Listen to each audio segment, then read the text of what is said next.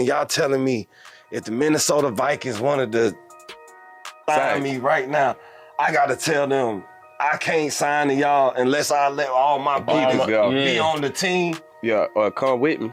Like, they'll be like, what? It's like one of the biggest obstacles artists face in the music game is access. Getting access to the people that can make it happen, or access to the information and resources you need to get to the next level. That's the key.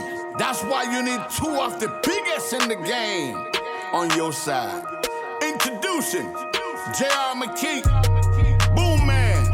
Welcome to the real industrial plug. You heard me?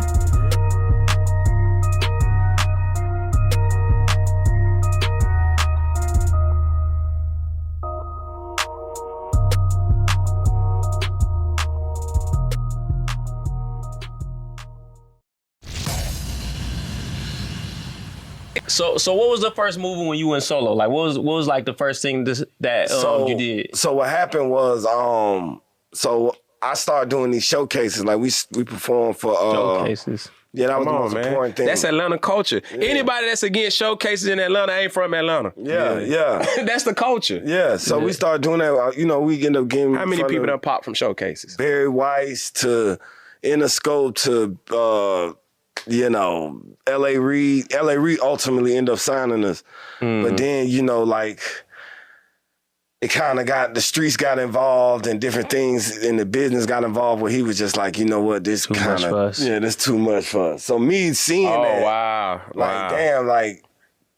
That's one thing about the industry. It seemed like, you know, the industry ain't with the street stuff. It's like they want to benefit from the street culture, right? But they don't want to. They don't want to deal with the street problems. But now, back then, they had to deal with the street problems. Like now, they don't have to deal with it because all they got to do is distribute you. Right. They ain't got to deal with the. They got to be in your world. We gonna give y'all the money. Y'all gonna do all the just turn on the project. Right. And we gonna put it out. Right. But back then, you had to actually politic with the.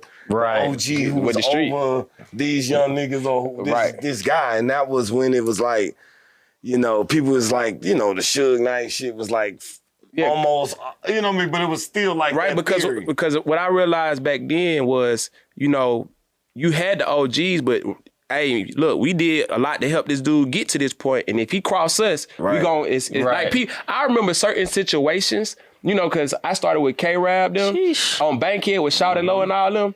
Certain stuff you couldn't do, it would cost you your life. Yeah. Exactly. And it's still like that. Yeah. I know what you're trying to say. It would cost you your life. You couldn't, in certain stuff, you had to politic and move a certain way or it'll cost you your life. And it's still similar like that to this day now. But I just think it's so many different levels now where, you know, that's the bottom level now. You know what I'm saying? It's layers of protection for sure. You know what I mean? Like you said, because all we doing is distributing now. But even to speak from an executive standpoint, I got homies that have like super street artists. And I straight told them to their face, it ain't worth it.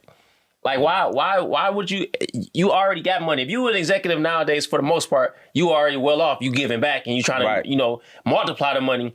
I'm like, bro, I'm not going out there with the niggas they shooting at every day. Right. You know, because that's what they doing. Right. These niggas in shoot out once a week. Yeah. But now they come with it though. Like back in my day, it was a decision. Now it's like, it come with it now. It's like it's stamp sealed. Like you can't get a deal without being this type of way. You know what I mean? Or being this type of guy. So I think that's where it's at now. That's why J.R. McKee does R&B music. I'm leaning towards your way. I'm leaning towards your way. I don't want no smoke. But it used to be like that for hip hop. Like you used to be able to be like a dope artist and you get signed and you didn't. It was like going to the NFL. Right. Yeah. But it's like the more you like the streets kind of caught into it and seeing the money was involved, it's like, you know, I used to always use this analogy when I was in my group. I was like, man, y'all telling me if the Minnesota Vikings wanted to sign me right now, I gotta tell them I can't sign to y'all unless I let all my brothers be on the team. Yeah, or come with me. Like, that'd be like, what? It's still like that though. Think about it. Why? You know good and well Giannis Antetokounmpo, his brothers don't deserve to be on that NBA squad. God. Yeah. But hey, my brother, listen, he's LeBron so fine. James' You gotta bring it with me. LeBron James' son is coming. I'm telling you that now. You gotta do it. You gotta. It's in your best interest. Yeah, for sure. Especially when you got superstar supreme talent. But you still gotta have that. You still gotta have that talent though too. You still gotta be a professional. Yeah, for sure. So let me ask you this. You said the key word. He said professional. And that's what a lot of artists these days, and that's what I be preaching on. Like I said, it don't be about loyalty, it be about professionalism. Right. And a lot of artists don't have no professionalism. Come on, man. For sure. So let me ask you this. What was it like trying to get out of that first deal? Because I know a lot of artists, they don't know how to go about getting out of their deals. I mean, back when I was getting out of mine, shit. I was with Boo. Boo got me out of mine. You know what I mean? Gotcha. So he just leveraged it. I mean, I leveraged it. I just took my advance and gave all my advance to my past situation. Wow. That's a big move. Yeah. That's a big move. So you basically had to buy yourself. You had to buy your freedom. Yeah. Yeah. A couple fish fights, a few arguments, all that come with it. But you got to buy your freedom. It be like that. It's like that with a lot of relationships. That ain't just in music. Right. You know what I'm saying? But it's like, it's hard for, young art. I'm different, bro. Like, I really understand the psychology behind it. You know what I'm saying? It's like, right. Bro, these niggas ain't gonna let you leave, bro. I heard 21 say, like, either you gonna bring them with you or they gonna come looking for you. It ain't no, like, that's why record labels, like, I know y'all are, like, the independent guys and you do it on your own, but record labels are pivotal, bro. Nah, for real. Say bro. that again Record and drop a labels bomb. are pivotal. Nah, for real. And that's why I be seeing y'all, but it's like, bro, I tell everybody, like, for one little baby, bro, I know 50 niggas that's dead and 50 of them in prison. Right. For one little baby. Yeah. So you gotta think, for every artist, they be like, oh man, Atlanta got a new artist. It's like, boy, you don't know how many niggas failed that. Wow, to get that one. Yeah. Because it ain't no artist development. It ain't no, you gotta work on your craft. It's more so, nigga, how you put it down where you from. Okay, that's so I tell a lot of artists that come to me, I ask them why you want to be an artist. Because for me, in these days, I wouldn't even want to do rap.